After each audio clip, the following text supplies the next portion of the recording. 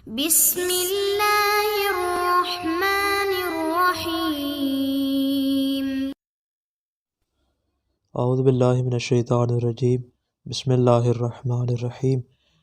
عزیز طلبہ کرام، آج ہم اصول الفقہ المظفر صدوم کا سبق نمبر 65 پڑھنے جا رہے ہیں، اور آج انشاءاللہ ہم بیان کریں گے مقدمات مفوضہ کے 5ویں حصے کو۔ گزشتہ 10ویں مصنف نے بیان کیا تھا کہ ہمارے سامنے جتنے بھی احکامات آتے ہیں، چاہے وہ اوامر خداوندی ہوں یا عام انسانوں کے افعال ہوں، ان میں ہمارے پاس دو صورتیں آتی ہیں۔ اس سے پہلے انسان جب کسی چیز کے بارے میں عمل کرنا چاہتا ہے تو سب سے پہلے اس کی جانب تشویق کرتا ہے۔ جب یہ تشویق شدت اختیار کر جاتی ہے تو یہ بات ارادے میں تبدیل ہو جاتی ہے، اور جب ارادہ اس حد تک پہنچ جاتا ہے تو پھر مولا چاہتا ہے کہ اپنے بندے کو، اپنے مکلف کو، اپنے عبد کو اس چیز کے بارے میں امر و نہی کا حکم جاری کر دے۔ مصنف دیگر اصولیوں سے فرماتے ہیں کہ آپ کو ہمارے اس کلام سے تعجب نہیں ہونا چاہیے۔ کیوں؟ اس لیے کہ یہ ایک طبعی اور فطری امر ہے، حتیٰ کہ یہی صورتحال جو ہم نے افعال خداوندی میں بیان کی ہے، فرماتے یہی والی صورتحال خود افعال اختیاریہ انسانی میں بھی پائی جاتی ہے۔ فرماتے یہ صرف خاص نہیں ہے خداوند کریم کے افعال کے ساتھ، بلکہ عام انسان کے افعالوں میں بھی ایسا ہی ہوتا ہے۔ کبھی ایسا ہوتا ہے کہ وہ کسی چیز کے اشتیاق کی وجہ سے اس کے مقدمات کے متعلق بھی شوق پیدا کر لیتا ہے، پھر یہ شوق اس قدر شدت اختیار کر جاتا ہے کہ وہ ارادہ میں بدل جاتا ہے۔ بس گویا کہ یہاں پہ ہم یہ کہہ سکتے ہیں کہ یہ والا ارادہ جو حضرت انسان کسی کام کی تشویق کی وجہ سے کر رہا ہے، گویا کہ یہ علت تام کا آخری جز بنتا ہے کہ جس ارادے کی وجہ سے انسانی اعضاء کو حرکت ملتی ہے، اور جب اس کو حرکت ملتی ہے تو مقدمات کی جانب بڑھتا ہے اور اس کو انجام دینے کی کوشش کرتا ہے، اگرچہ اس کا وقت نہ بھی آیا ہو۔ یعنی وقت کا آنا ضروری نہیں، بلکہ جیسے ہی اس کا وہ شوق، اس کی وہ تشویق ارادے میں بدلتی ہے، وہ فوراً مقدمات پر عمل کرنے کی کوشش کرتا ہے۔ اور مقدمات کو طے کرنے کے بعد اب ذیل مقدمہ ہمارے پاس دو صورتیں ہیں، یعنی اس نے مقدمات کو انجام دے دیے، اس نے جس حد تک اس کو انجام دینا تھا اس کو بطور عتم اس نے انجام دے دیا۔ اب اس کے بعد ذیل مقدمہ میں دو صورتیں ہیں، ممکن ہے اس کو انجام دے، اگر تو انجام دے گا تو مقصد پورا کر لے گا، اور ممکن ہے کہ اس کو ترک کر دے گا، تو گویا کہ اس کے مقدمات کو بھی انجام دینے کا اسے کوئی فائدہ حاصل نہیں ہوگا۔ فرماتے جس طرح یہ والی صورتحال افعال اختیاری انسانی میں ہے، یہی والی صورتحال خدا کے افعال تشریعی میں بھی پائی جاتی ہے کہ مولا پہلے مقدمے کے متعلق تشویق رکھتا ہے، پھر یہ تشویق جب شدت اختیار کر جائے تو وہ ارادے میں بدل جاتی ہے، اور مولا پھر کیا کرتا ہے، ذیل مقدمہ کے ساتھ ہمیں مقدمہ کا بھی حکم دیتا ہے۔ کیوں؟ اس لیے کہ وجود کے اعتبار سے ذیل مقدمہ پر مقدم ہوتا ہے، لہٰذا اس کی فعلیت پہلے آتی ہے۔ یعنی مولا پہلے مقدمہ کا حکم دیتا ہے، نہ کہ ذیل مقدمہ کا۔ اس بنا پر مقدمہ جو ہوتا ہے وہ ذیل مقدمہ پر مقدم ہوتا ہے۔ البتہ یہ مصنف فرماتے ہیں کہ یہ میرا اپنا نظریہ ہے، یہ نظریہ مشہور اصولیوں کے برخلاف ہے۔ کیوں؟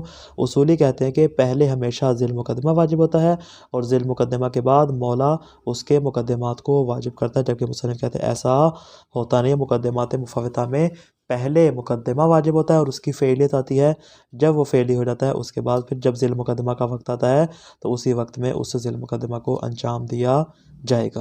آگے فرماتے ہیں کہ یہ ایک قانون کلی ہے، یعنی آپ قاعدہ کلی دیکھیں، آپ معاشرے میں جس فعل کو بھی دیکھیں، جس انسان کو بھی دیکھیں، کہ جہاں پر بھی دو ایسی چیزیں موجود ہوں کہ جن میں تقدم و تاخر پایا جاتا ہے، ایک پہلے ہو دوسری بعد میں ہو، اور دونوں ایک دوسرے کے ساتھ مربوط بھی ہوں، تو فرماتے ہیں جب تک متقدم کو انجام نہیں دیا جائے گا تب تک انسان متاخر کو انجام نہیں دے سکتا۔ کیوں؟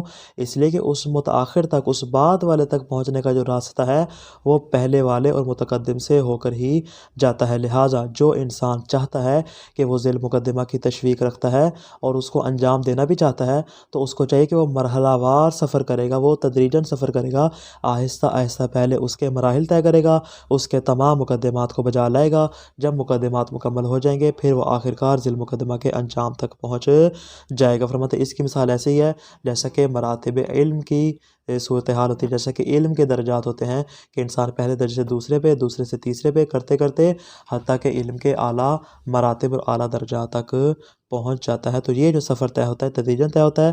فرماتے ہیں مقدمہ سے بھی جو سفر ذیل مقدمہ تک ہوتا ہے وہ بھی اسی طرح مرحلہ وار اور تدریجاً ہوتا ہے۔ بس تو کیا نتیجہ نکلا؟ نتیجہ یہ نکلا کہ یہاں پہ جو تبعیت کا معنی ہے وہ والا معنی نہیں جو مشہور اصولیوں نے بیان کیا، معلولیت والا معنی، بلکہ فرماتے ہیں یہاں پر وہی چوتھا معنی ہوگا جو کہ ہم نے بیان کیا تھا بعث و انبعاث والا، لہٰذا یہاں پہ معلولیت والا معنی کیا ہو جائے گا؟ باطل ہو جائے گا کہ ان میں علت و معلول کا تعلق نہیں پایا جاتا بلکہ ان میں بعث و انبعاث کا تعلق پایا جاتا ہے۔ یہاں تک بات ہوگی مکمل۔ آگے مصنف فرماتے ہیں ممکن ہے ہمارے اوپر اشکال ہو کہ ایک طرف سے تو آپ کہتے ہیں کہ واجب غیر کی خصوصیت یہ ہے کہ یہ ہمیشہ اطلاق و اشتراط میں ذیل مقدمہ کے تابع ہوتا ہے، یعنی ایک طرف سے تو آپ اتباع کی بات کرتے ہیں کہ چاہے اطلاق ہو چاہے اشتراط ہو، دونوں میں کیا ہے؟ جو مقدمہ ہوتا ہے وہ ذیل مقدمہ کے تابع ہوتا ہے۔ اور دوسری جانب سے مشہور اصولی کیا کہتے ہیں کہ واجبات مشروط میں وقت جو ہے وہ اصل وجوب کی شرط ہے نہ کہ واجب کی شرط، جس طرح کہ صاحب فضول اور شیخ انصاری نے بیان کیا، فرماتے اس طرح نہیں بلکہ مشہور اصولی کو دیکھیں تو وہ وقت کو اصل وجوب کی شرط قرار دیتے ہیں۔ یعنی کیا مطلب؟ یعنی جب تک وقت نہیں آئے گا اصلاً وجوب بھی نہیں آئے گا، جب وجوب آ جائے گا تو فوراً اس کے اوپر واجب بھی آ جائے گا، گویا وقت جو ہے وہ وجوب کی قید شمار ہوگا۔ تو پس فرماتے اگر ان دونوں باتوں کو ملائیں تو ہم یہ نتیجہ لے سکتے ہیں کہ قانون تبعیت کی روح سے ہم یہاں پہ یہ کہہ سکتے ہیں کہ وقت آنے سے پہلے جب ذیل مقدمہ فعلی نہیں ہو سکتا تو مقدمہ کیسے فعلی ہو جائے گا؟ کیوں؟ اس لیے کہ تبعیت کا تقاضا یہ ہے کہ پہلے ذیل مقدمہ آئے گا، ذیل مقدمہ کے آنے کے بعد مقدمہ فعلی ہوگا۔ جب ذیل مقدمہ فعلی ہوا ہی نہیں، جب اس کا وقت آیا ہی نہیں تو اس سے پہلے بھلا کیسے مقدمہ فعلی ہو سکتا ہے؟ مصنف فرماتے ہیں کہ واجب وقت میں وقت کی جو شرائط ہیں وہ دیگر شرائط سے فرق رکھتی ہیں، اور آپ وقت کی شرط کو جو نماز کی مثال کے طور پہ دیگر شرائط ہیں آپ ان کے ساتھ اس کو قیاس نہیں کر سکتے۔ کیوں؟ اس لیے کہ باقی جتنی بھی شرائط ہیں وہ ساری کی ساری وجوب کی شرائط ہیں۔ وجوب کی شرائط کیوں ہیں؟ اس لیے کہ ان میں مصلحت امر مولا پائی جاتی ہے کہ اگر یہ نہ ہو تو مصلحت امر مولا بھی موجود نہیں ہوگی۔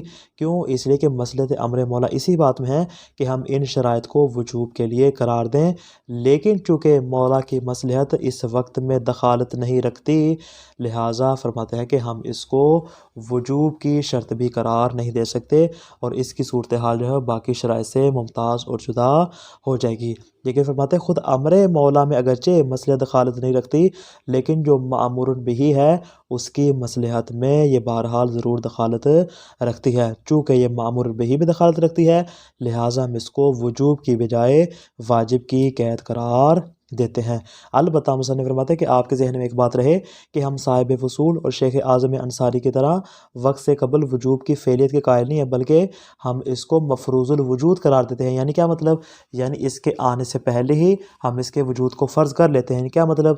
کہ اگر تو یہ حاصل ہو جائے فبہا تو عمل کیا جائے گا، ورنہ مکلف کے لیے ضروری نہیں ہے کہ وقت کو حاصل کرے۔ کیوں؟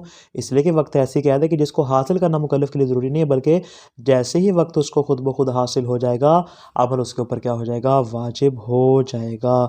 یعنی جس طرح ہم وقت کو وضو اور قطع مسافت پر قیاس نہیں کر سکتے۔ کیوں؟ اس لیے کہ وضو کو کرنا ضروری، وضو خود بخود حاصل نہیں ہوگا، قطع مسافت کرنا پڑے گی، حج کے لیے خود بخود سفر طے نہیں ہو سکتا۔ اس طرح فرماتے جس طرح قطع مسافت اور وضو ہے وقت کی صورتحال ایسی نہیں بلکہ اس میں کیا ہوتا ہے کہ وقت جو ہے وہ خود بخود حاصل ہو جاتا ہے، مکلف کے لیے اس کو حاصل کرنا ضروری نہیں ہے۔ لیکن جہاں تک تعلق ذیل مقدمہ کا، چونکہ اس کا وقت ابھی نہیں آیا لہٰذا وہ متحقق بھی نہیں ہوگا بلکہ اس کو اپنے ہی وقت میں انجام دیا جائے گا۔ عبارت پہ غور کیجیے، فرماتے ہیں ولا تستغرب ذلک، فرماتے ہیں آپ کو اس سے تعجب کرنے کی ضرورت نہیں ہے۔ کیوں؟ فإن هذا امر مضطرد، فرماتے ہیں کہ یہ امر عمومی ہے، امر شائع ہے، ایک قاعدہ کلی ہے، حتی بالنسبت الی افعال الانسان نفسہ، فرماتے ہیں حتیٰ کہ یہ انسان کے جتنے بھی افعال اختیاریہ ہیں ان میں بھی یہ قاعدہ جاری ہوتا ہے۔ وہ کس طرح؟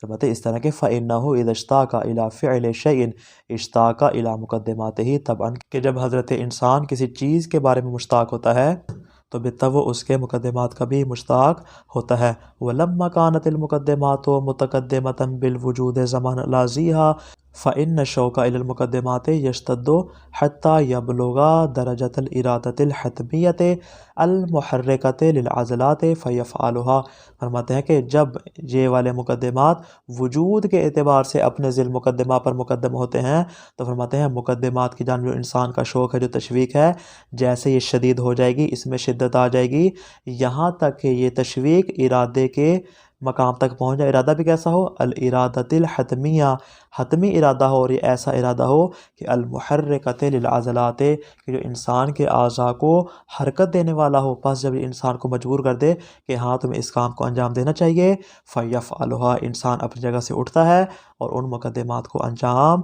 دے دیتا ہے۔ مع ان ذی المقدمۃ لم یحن وقتہ بعد، فرماتے ہیں بعد اس کے کبھی ذی المقدمہ کا وقت آن نہیں پہنچا بلکہ وہ بعد میں آئے گا۔ ولم تحصل له الارادۃ الحتمیۃ المحرکۃ للعضلات، اور ذی المقدمہ کے بارے میں اس کو کوئی ایسا ارادہ حتمیہ حاصل نہیں ہوا کہ جس کی وجہ سے انسان اپنے اعضاء کو حرکت کرے اور مقدمہ کی طرح ذی المقدمہ کو بھی انجام دینے کی کوشش کرے۔ وانما يمكن ان تحصل له الارادۃ الحتمیہ اذا حان وقتہ بعد طی المقدمات، فرماتے ہیں ایک صورت میں اس کے لیے امکان ہے کہ جب اس کو ارادہ حتمیہ حاصل ہو جائے، لیکن کس صورت میں؟ جب اس ذی المقدمہ کا وقت بھی آن پہنچے اور وہ مقدمات کے اوپر عمل بھی کر چکا ہو، اس وقت میں امکان پیدا ہو جاتا ہے کہ اب وہ ذی المقدمہ کے بارے میں ارادہ حتمیہ کو حاصل کر لے گا، والا اس سے پہلے ذی المقدمہ کو انجام نہیں دے سکتا، چاہے اس کا ارادہ ہی کیوں نہ رکھتا ہو۔ گویا کہ ہم یہاں پہ کہہ سکتے ہیں فَإِرَادَةُ الْفَاعِلِ تَكْوِينِيَّةٌ لِلْمُقَدِّمَةِ مُتَقَدِّمَةً زَمَانًا عَلَىٰ إِرَادَةِ ذِيهَا، کہ فاعل تکوینیہ کا مقدمہ کے بارے میں ارادہ کرنا اپنے ذی المقدمہ کے ارادے پر متقدم ہوتا ہے، یعنی پہلے مقدمہ کا ارادہ آتا ہے، بعد میں ذی المقدمہ کا ارادہ آتا ہے۔ فرماتے جس طرح فاعل تکوینی میں ایسا ہوتا ہے، وعلی قیاسھا الارادۃ التشریعیہ، اسی طرح مولا کے اور شارع کے افعال تشریعیہ کی بھی صورتحال یہی ہے کہ فلا بد ان تحصل للمقدمۃ المتقدمۃ زمان قبل ان تحصل لذیھا المتاخر زمانا، فرماتے پاس یہاں پر ضروری ہے کہ وہ اس مقدمہ کو حاصل کرے جو زمانے کے اعتبار سے کیا ہے؟ متقدم ہے، پہلے ہے کس سے؟ قبل ان تحصل، قبل اس کے، جو زمانے کے اعتبار سے مقدم ہے، قبل اس کے کہ وہ حاصل کر لے اس ذی المقدمہ کو جو زمانے کے اعتبار سے مؤخر ہے، یعنی ذی المقدمہ کو بعد میں حاصل کرے گا اور جو مقدمہ زمانے کے اعتبار سے مقدم ہے اس کو پہلے حاصل کرے گا۔ تو پس کیا نتیجہ نکلے گا؟ فَيَتَقَدَّمُ الْوُجُوبُ الْفِعْلِ الْمُقَدِّمَةِ عَلَى الْوُجُوبِ الْفِعْلِ لَذِيھَا زَمَانًا، زمانے کے اعتبار سے جو مقدمہ کا وجوب فعلی ہوگا وہ ذی المقدمہ کے وجوب فعلی پر مقدم ہوگا، علی العکس مما اشتہر، فرماتے قول مشہور کے برخلاف، برعکس کیوں؟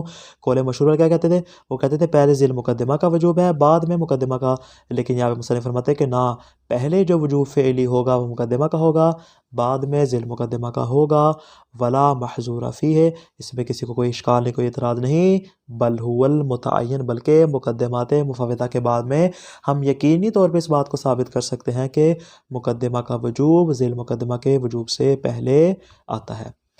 آگے فرماتے ہیں وَهَذَا حَالُ كُلِّ مُتَقَدِّمٍ بِنِسْبَةِ لِلْمُتَأَخِّرِ، فرماتے ہیں مسئلہ صرف مقدمات مفوضہ کا نہیں بلکہ آپ یہ قاعدہ کلی قرار دے سکتے ہیں، اس کو قانون کلی قرار دے سکتے ہیں کہ خارج میں آپ دیکھیں کہ جہاں پہ دو چیزیں موجود ہیں، ایک متقدم ہو اور دوسری متاخر ہو، فرماتے ہیں اس میں بھی صورتحال ایسی ہی ہوتی ہے کہ فَإِنَّ الشَّوْقَ يَسِيرُ شَيْئًا فَشَيْئًا قَصْدًا وَإِرَادَةً، کہ جو شوق ہوتا ہے وہ آہستہ آہستہ مرحلہ وار تدریجاً کیا ہوتا ہے کہ وہ قصد اور ارادے میں تبدیل ہوتا چلا جاتا ہے، کما فی الافعال تدریجیت الوجود، جیسا کہ ان افعال میں جو کہ وجود کے اعتبار سے کیا ہوتے ہیں؟ تدریجی ہوتے ہیں، مرحلہ وار ہوتے ہیں، انسان پہلے مرحلے سے دوسرے میں، دوسرے سے تیسرے میں، تیسرے سے چوتھے میں، الی آخری مراحل کو طے کرتا جاتا ہے، اور اس کا جو شوق ہوتا ہے وہ آہستہ آہستہ ارادے میں بدلتا چلا جاتا ہے، جیسا کہ علم کے مراتب اور علم کے درجات ہوتے ہیں، جیسا کہ میں نے مثال دی۔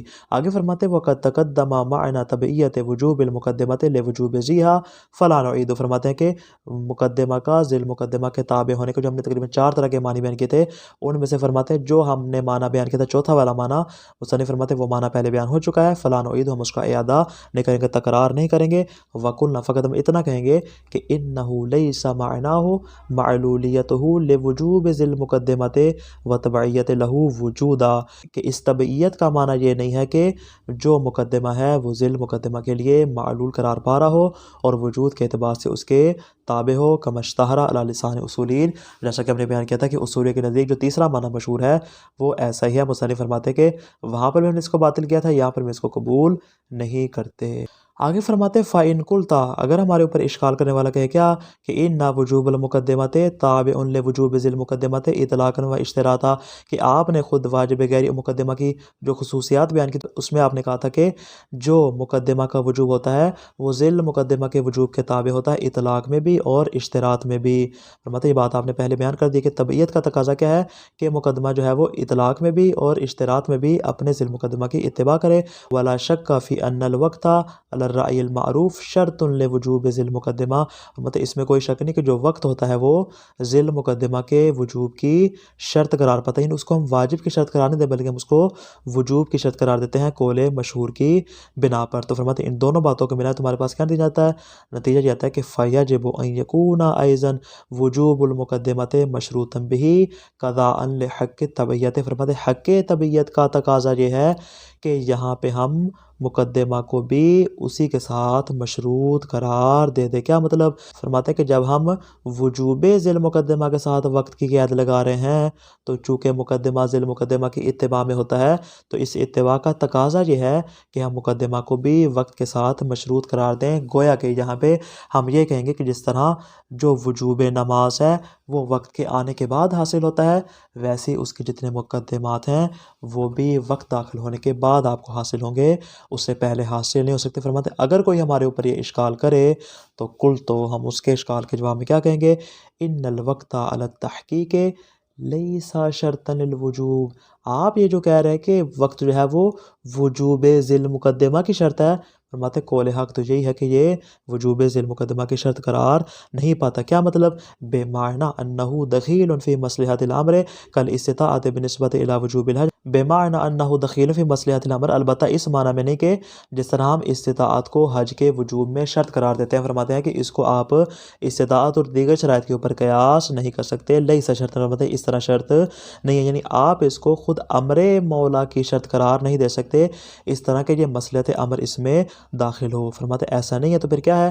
آگے فرماتے وَإِنْ كَانَ دَخِيلًا فِي مَصْلِحَةِ الْمَأْمُورِ بِهِ، اگرچہ مامور بہ کی مصلحت میں دخالت ضرور رکھتی ہے، یعنی وجوب میں اگرچہ وقت دخالت نہیں رکھتا لیکن واجب میں بہرحال ضرور دخالت رکھتا ہے۔ وَلَكِنَّهُ لَا يَتَحَقَّقُ الْبَعْثُ قَبْلَهُ، لیکن جب تک وقت نہیں آئے گا فرماتے اس کی جانب مولا بعث بھی نہیں کر سکتا۔ تو فَلَا بُدَّ أَن يُؤْخَذَ مَفْرُوضُ الْوُجُوبِ بِمَعْنَى عَدَمِ الدَّعْوَةِ إِلَيْهِ، فرماتے پاس گویا کہ اس کو مفروض الوجوب اور مفروض الحصول فرض کیا جائے گا اس اعتبار سے کہ اب اس کی جانب دعوت دینے کی ضرورت نہیں ہے۔ کیوں دعوت دینے کی ضرورت کیوں نہیں ہے؟ لِأَنَّهُ غَيْرُ اِخْتِيَارٍ لِلْمُكَلَّفِ، اس لیے کہ مکلف کے لیے امر غیر اختیاری ہے، مکلف کے لیے اس کو حاصل کرنا ضروری نہیں بلکہ جیسے وقت حاصل ہو جائے گا مکلف کے اوپر عمل واجب ہو جائے گا، لیکن باقی جو شرائط ہیں چونکہ ان میں تحصیل ضروری ہے، فرماتے وقت میں ایسا کرنا ضروری نہیں ہے۔ لیکن جہاں تعلق ہے اما عدم تحقق وجوب المؤکد قبل الوقت، جہاں تعلق خود ذیل مقدمہ کا اور خود واجب موقت کا، فرماتے وہ وقت سے پہلے متحقق کیوں نہیں ہو رہا؟